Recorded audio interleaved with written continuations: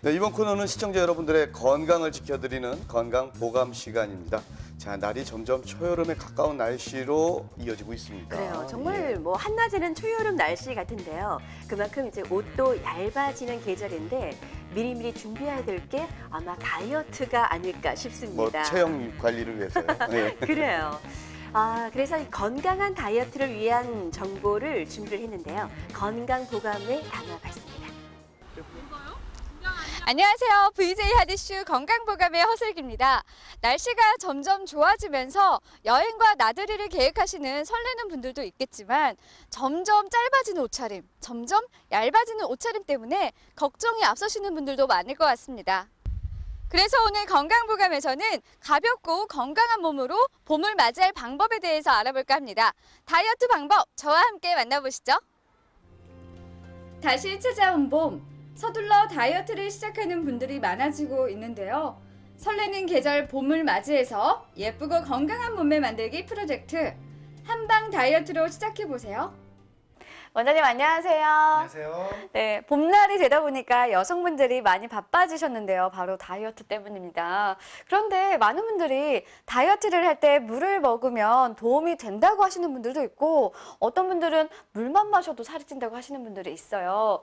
이런 경우에 과연 이 물이라는 것이 다이어트에 도움이 되는지 그리고 도움이 되려면 어떻게 마셔야 되는지 알려주시겠어요? 날씬해지기 위해 물을 많이 마시는 분들이 있습니다. 하지만 물을 마시는 데에도 요령이 필요합니다. 확실히 수분이 부족하면 혈액순환도 잘 되지 않고 대사에도 좋지 않은 영향을 줍니다. 하지만 그렇다고 수분을 지나치게 많이 마시면 부종이나 냉증의 원인이 됩니다. 기본적으로는 목이 마르면 마신다를 원칙으로 하며 한 번에 많이 마시는 것은 하지 마세요. 예를 들어 밤새 땀을 흘려 탈수 증세가 있는 아침 기상시에는 한 컵의 물을 마셔줍니다. 몸이 찬 분은 미지근한 온도에 아무것도 넣지 않은 끓인 물이 좋습니다. 마시는 방법이나 양뿐만 아니라 마시는 때도 중요하다는 거군요. 그런데 저 같은 경우에는 평소에는 물을 많이 마시지 않는데 유독 식사할 때 물을 많이 마시게 되거든요. 그런데 어떤 분들이 이런 습관은 좋지 않다고들 하는데 어떤가요? 식사 때 섭취하는 수분의 양을 늘리는 것은 바람직합니다. 된장국과 같은 국 종류는 물론이고 밥, 과일, 야채 등에도 수분은 있습니다. 반찬, 찜요리, 나물무침, 찌개 등 수분을 가진 요리는 많습니다. 식사 때 섭취하는 수분을 늘리기 위한 노력은 좋지만 식사 직후에 물을 많이 마시는 것은 소화력을 떨어뜨리므로 권하지 않습니다. 특히 차가운 물을 피하시는 것이 좋습니다. 흔히 레스토랑 등에서 얼음물을 식사 전에 주는 경우가 많은데요. 식사를 하기 전에 찬물을 많이 마시면 내장이 차가워지고 차가워진 위장에서는 소화가 잘 되지 않아 지방을 연소시킬 영양소를 잘 흡수하지 못합니다. 네, 그런데 또 식사 후에 커피 한 잔을 빼놓지 못하는 분들이 많아요. 대학생부터 직장인까지 식사 후에 꼭 커피를 한 잔 하고 하는데 이 커피가 다이어트의 적이라고 들었거든요. 이러한 습관을 개선시킬 방법은 없을까요? 커피는 우리나라 여성들의 열량 섭취원 중 4위에 오를 정도로 여성들이 자주 마시는 음료입니다. 자주 마시는 만큼 무심코 섭취하게 되는 열량이 적지 않은데요. 특히 커피 믹스는 악명 높습니다. 믹스의 종류에 따라 차이는 있지만 많게는 한 봉에 100칼로리에 이르는 것도 있습니다.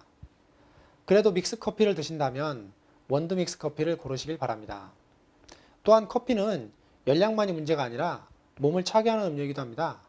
몸을 차게 하는 것은 여러모로 좋지 못하니 양질의 기름과 이소프라본을 함유한 두유나 시나몬 파우더를 함께 넣어 드시는 것을 권합니다.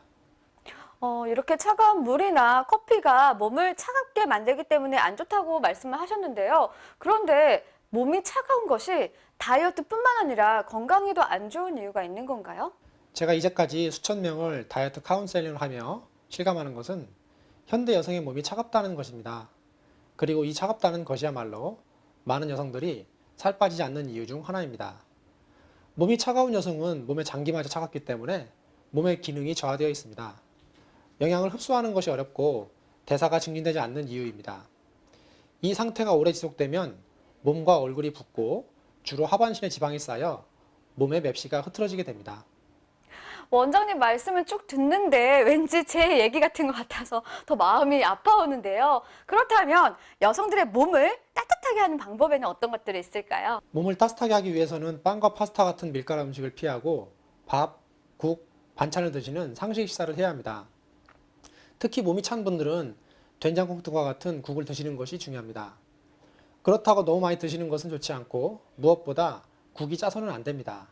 그리고 반찬으로 몸을 따뜻하게 하는 생강이나 마늘을 많이 넣은 것을 찾아 드시는 것이 보다 좋겠습니다. 매일 아침 제철 과일을 적극적으로 섭취하면 수분 대사가 높아져 몸의 붓기를 개선하는 데 도움이 됩니다. 특히 사과는 몸을 따뜻하게 하는 데 효과적입니다. 물이나 음료를 마실 때에는 상온이나 따뜻한 상태의 것을 드시기 바랍니다. 가능하다면 몸을 차게 하는 커피를 피하고 대신 생강차로 바꾸시길 권합니다. 몸이 따뜻해지는 느낌이 지방을 연소하는 몸으로 변하고 있다는 신호입니다. 그리고 요즘에는 다이어트 하시는 분들이 커피나 홍차를 드실 때 다이어트용 설탕을 이용을 하시더라고요. 다이어트 설탕은 어떤 건가요? 설탕을 많이 먹지 않으려고 신경 쓰는 분들도 놓치기 쉬운 것이 인공감미료입니다. 글자 그대로 인공적으로 합성시킨 단맛 성분입니다. 쉽게 말해 인공감미료는 칼로리 제로의 단 것으로 청량 음료수, 껌, 캔디, 단 쿠키 등 다양하게 쓰입니다. 커피나 홍차에 들어가는 설탕이 신경을 쓰여 고르시는 다이어트 설탕 또한 인공감미료이니 피하시기 바랍니다. 인공감미료는 맛은 달다 해도 당으로서 뇌 에너지원으로는 쓸 수 없어 더욱 단맛에 집착하는 경향이 생깁니다. 저 같은 여성분들은 밥보다도 더 힘든 것이 달콤한 조각 케이크나 와플을 끊는 일입니다. 정말 힘들 때는 어느 선까지 허용 범위가 허용이 될 수 있을까요? 상담을 하다 보면 단맛을 너무도 좋아하는 분들로부터 매일 단 음식을 먹고 있는데 지나친 걸까요? 며칠에 한 번이라면 괜찮을까요? 라는 등의 빈도나 횟수에 관해서 질문을 받는 경우가 있습니다. 하지만 단 음식에 한하지 않고 어느 정도가 과한 것이며 어느 정도가 적절한 것인가 하는 적당량은 자신의 몸으로 느낄 수밖에 없다고 생각합니다. 이 정도라면 절대로 문제가 없다라고 하는 누구에게나 해당되는 공통 기준이라는 것은 없습니다. 대신에 제한하는 것은 단 음식은 전체 식사에서 10%를 넘지 않는 양이어야 한다는 것입니다. 그렇다면 예를 들어 식사를 할 때 밥 양을 줄인다면 탄수화물에 속한 이 당을 줄일 수 있기 때문에 다른 당 섭취를 좀 늘려도 되는 건가요? 이게 말하자면 단 음식을 먹기 위해 밥을 줄이게 되면 칼로리를 줄일 수 있는 것이 아닌가라는 식의 발상인데요. 그러나 제 제안은 칼로리가 아닌 단순히 전체 식사량을 기준으로 합니다. 대사에 중요한 단백질, 양질의 기름, 비타민, 미네랄을 얻은 후에 단 음식이라면 체지방 걱정은 덜어집니다.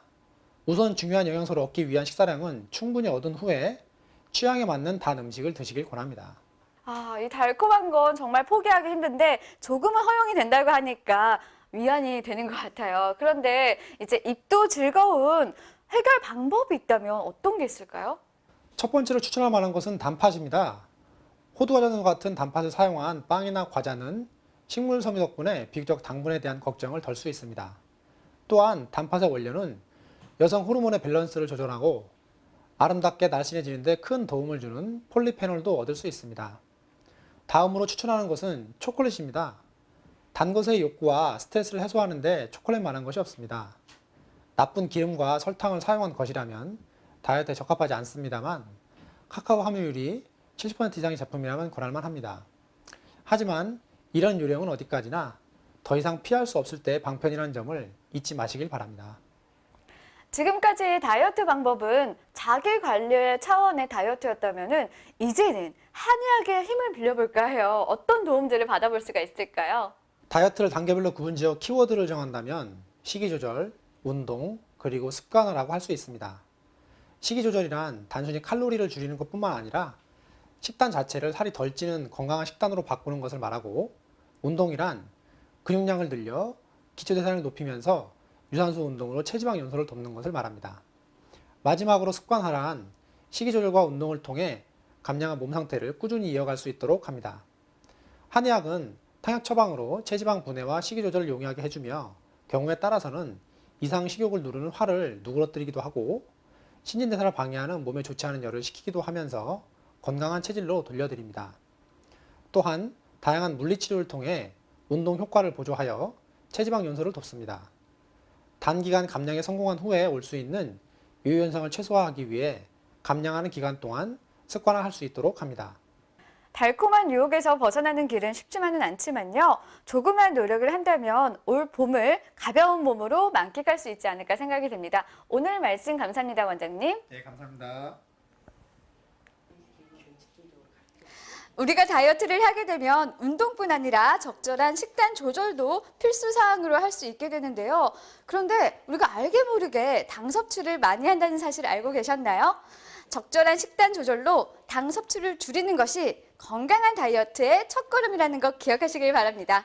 저는 다음 주에도 건강하고 알찬 소식으로 찾아뵐게요.